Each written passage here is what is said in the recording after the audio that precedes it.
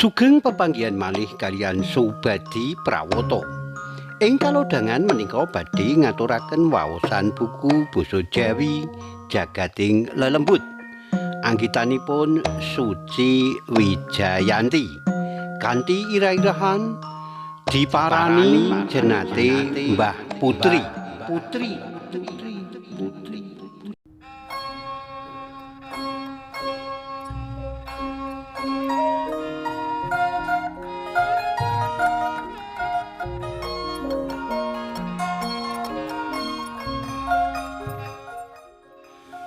Angin wengi sumilir mrebes saka cendhela kamarku. Kayane mau sadurunge mapan turu, cendhelane wis dak tutup.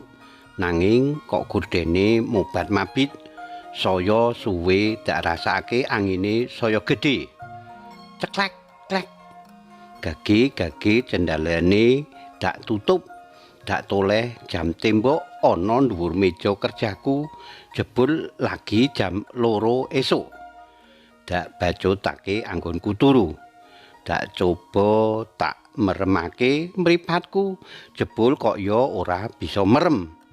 Kelap-kelip melek dhewe. Bojoku dak sawang sajak ya wis angler anggone turu.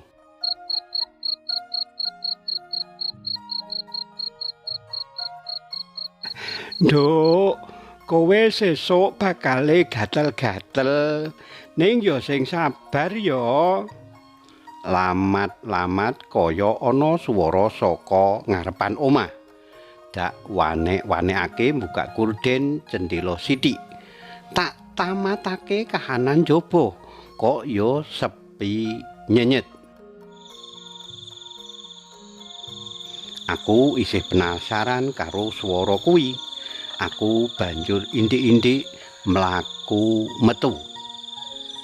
Mbah. Dak undang pawakan sing ngadeg ngisor wit mlinjo pojok omahku. Jan blas ora semaur, malah tetep nerusake anggone nyapu.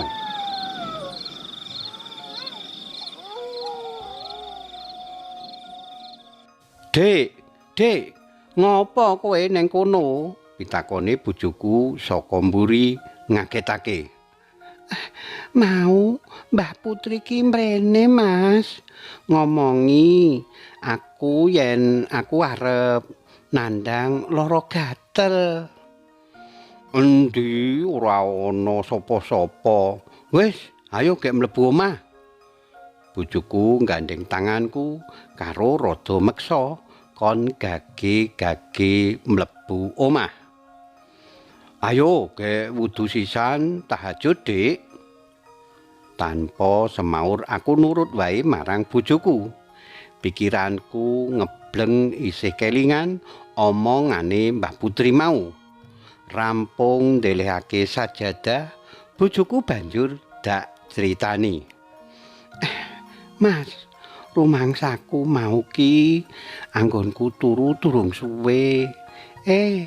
Aku krungu suarane Mbah Putri saka ngarepan omah. Mula dak wanekake metu. Malah kok kageti. Ngendikane Mbah Putri awakku arep gatel-gatel, Mas. Wis to, Dik, kowe iki mung ngimpi.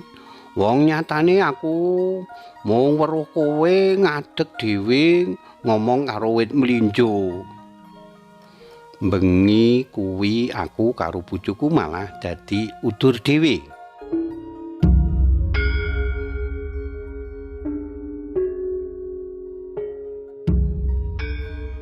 Bengi nalikane bar prastawa kuwi, tengah wengi jam 2:30, penak-penak anggonku turu, Awake krasa gatel. Tangane dak kukur malah mremen tekan sikil. Sak awak gatel kabeh. Bojoku tak gugah, dak jaluki tulung numbasake obat alergi ana apotek. Untunge sanding omahku ana apotek sing buka 24 jam. Rampung ngombe obat alergi aku ngerti-ngerti keturun. Tangi nalikane krungu azan subuh. Allahu Akbar, Allahu Akbar.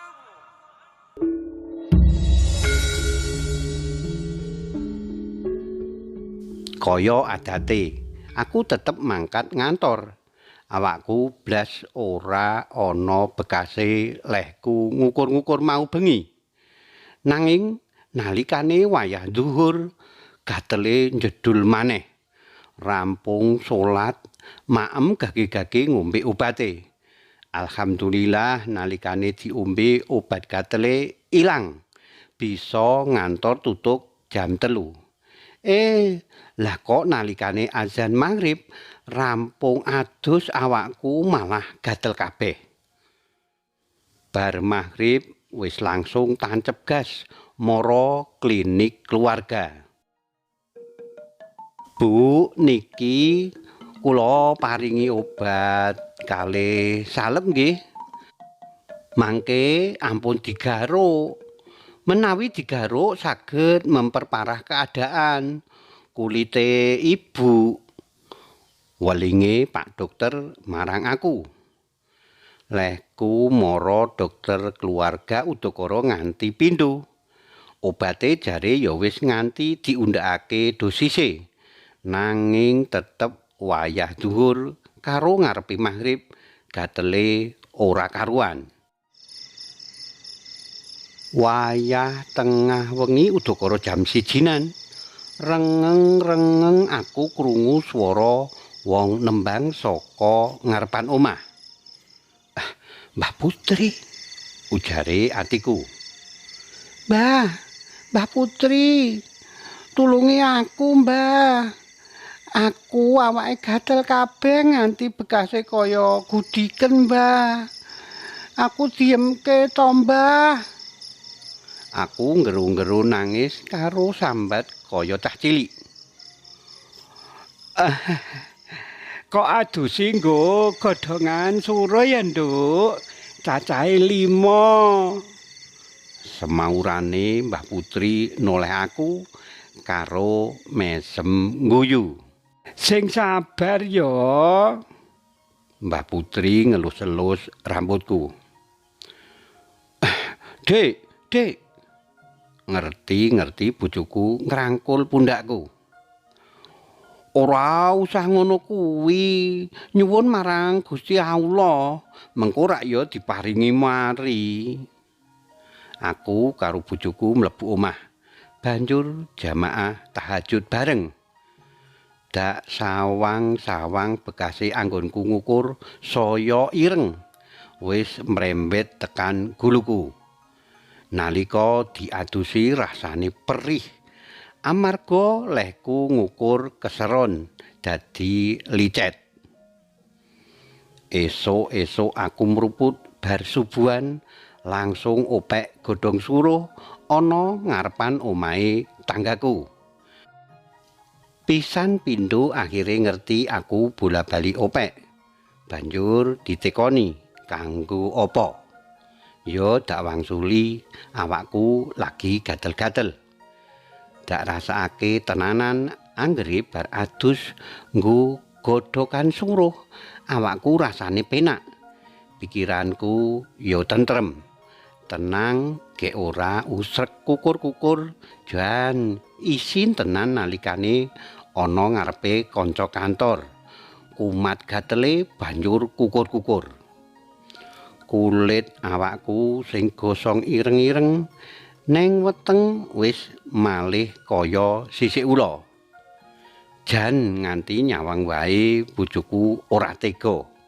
Ning saya suwe, saya samar ilang babar blas. Tengah wengi nalikane angler anggonku turu. Wis 40 dina, Nduk. Wis mari to gatelmu. Jan putune Mbah Putri sabar tenan ngadepi pacoban. Wong kuwi sungune ing jero, Nduk. Ora kabeh wong seneng karo awakmu. Sing penting lambarane donga karo Gusti. Kabeh mesti bisa kok liwati. Swara Mbah Putri cetha saka sandingku. Semribit angin alon-alon banjur metu saka jendela kamarku. Karipta dening Suci Wijayanti.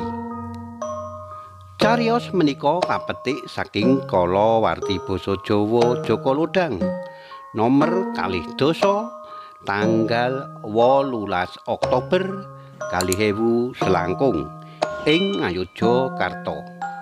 Matur nuwun awit kawigatosanipun saged pepanggihan malih wonten ing cariyos-cariyos sanesipun. Matur nuwun,